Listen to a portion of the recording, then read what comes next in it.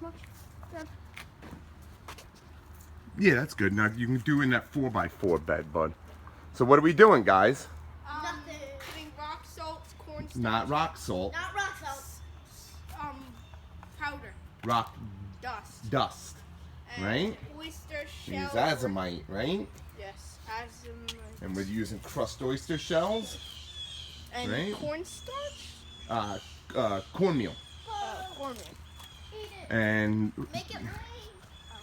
do it right, guy. And what do you know what this is called? What we're doing to the 4x4, Biggie, the 4x4 bed. Do you know what this is called when we do this?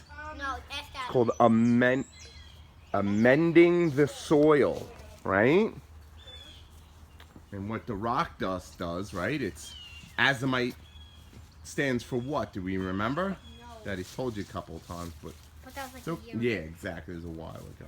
Stands for A to Z of minerals, including trace elements. Wow. So what it is this is like vitamins for the soil. And do you know what the crushed oyster shells do, Biggie? Dad, can I take this off? You don't wanna... Yeah, hanging up by Daddy's. I don't know what this does, but I do know what like the fish stuff does. Well, what the oyster shells do, most of all, is they help to add lots of calcium to the soil. Because what loves calcium? Plants.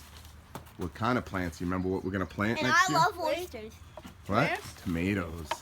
And calcium. Wait, is helps that to- why? Wait, do carrots release calcium? Well, they don't release calcium, but Is it like tomatoes plus carrots equals? well, they're companion plants, yes. But so right now we're amending the beds. Some azomite do I and need some. any more oysters? Yeah, in that other 4x8 bed, bud. And then you could also sprinkle some in the full compost bin. And so right now we're amending the beds. Azomite and oyster shells. And then what we're gonna do is, these are the hay bales my neighbor had for the holidays. So they're starting to break down, and we're gonna lay that over the tops of the beds.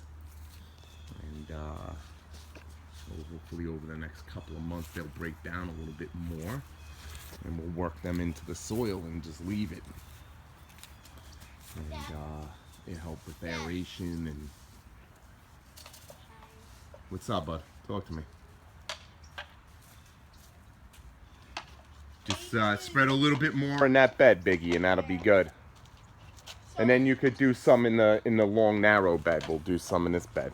All right. It's like A to Z vitamins. It's A to Z of minerals, including trace elements.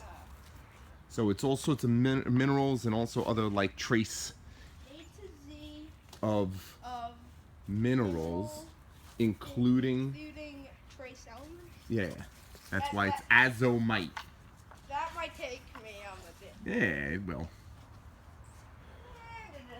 Good job. So like I said, we'll top dress these with the hay. Do I pour this in here?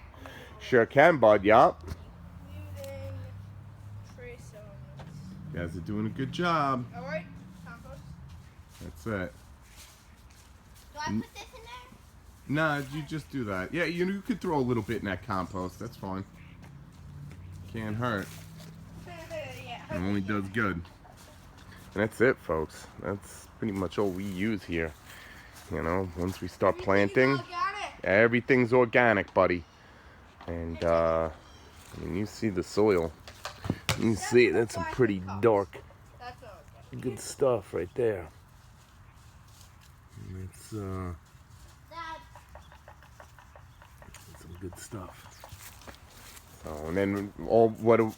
What's the only other thing that we add, guys? And what do we foliar or spray with and add to the plants? Do you remember? Pepper. No. Pepper juice. Well, the pepper juice we use to keep certain bugs and stuff away. I don't know. But do you remember compost tea? Right? And compost coffee. Where sometimes Daddy makes I call it coffee, right? Yeah. We call it coffee. We use I just love this. used coffee grinds from the local Starbucks, and we add that to the blueberry plants as like a mulch slash feed for the blueberry plants, and then we make like a tea out of it also. We use azomite and other things in it, and we'll pour it around the blueberry plants and the raspberry plants and everything. They really seem to like it, so that's it, folks. It's a quick update of how we amend the beds, and the reason I'm doing it in January is because over the winter, as it rains and snows, a lot of this will work its way and leach its way into the beds. It will begin to break down. It will also allow some of the microbes and organisms that are in the soil to break it down. Great job, Adam. And it'll be viable, it'll be usable by the spring. So, and we generally do this mid-January, late February, depending on the weather. And like I said, now it has time to break down and become usable.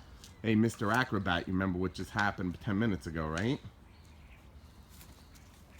So, and then these are the new compost bins. Repurposed shipping crates. Actually pretty nice. They actually come apart in levels. And you can make them as high as you want. You get some fall leaves in here. There's some wet boughs from the trimmed tree. And some old nasty vegetables and tomatoes and stuff. Some old stuff that was in the left over in the garden when we broke it down. So all this stuff will break down. This was this probably holds now roughly 180 to 200 gallons of compost. This one was completely filled and higher than that one, and by the end of about 3 months it was down. You could see the top two levels of this bin. Those were the bottoms. I rotated them. It broke down that much, and was some pretty good stuff. Pretty happy with these new compost bins. No, buddy, you don't have to do the strawberry plants. Actually, you know what you could do? You could add a little bit of azomite to the strawberry plants. That's fine. Don't cover them too much.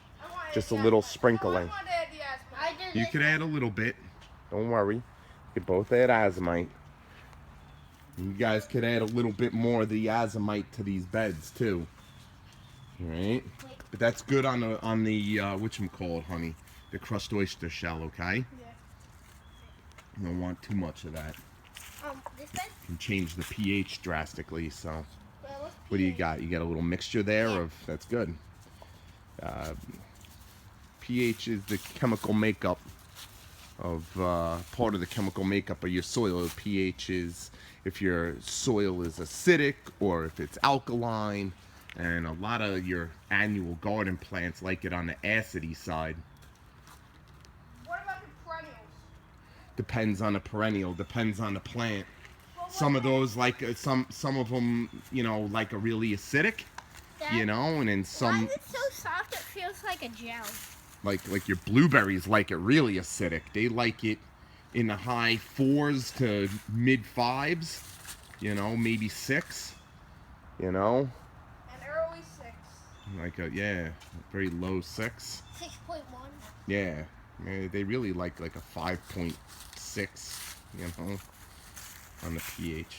But and that also depends on the breed too. Wait, but what do perennials mostly like?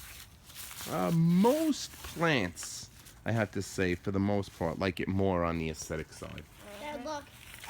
or close to Dad, look, neutral, it's down into these which is cracks. 7 is what they consider neutral. Now look at my hands. I see, It's Bubba. like, oh, Don't make too big of a mess, though. I won't. All right, folks.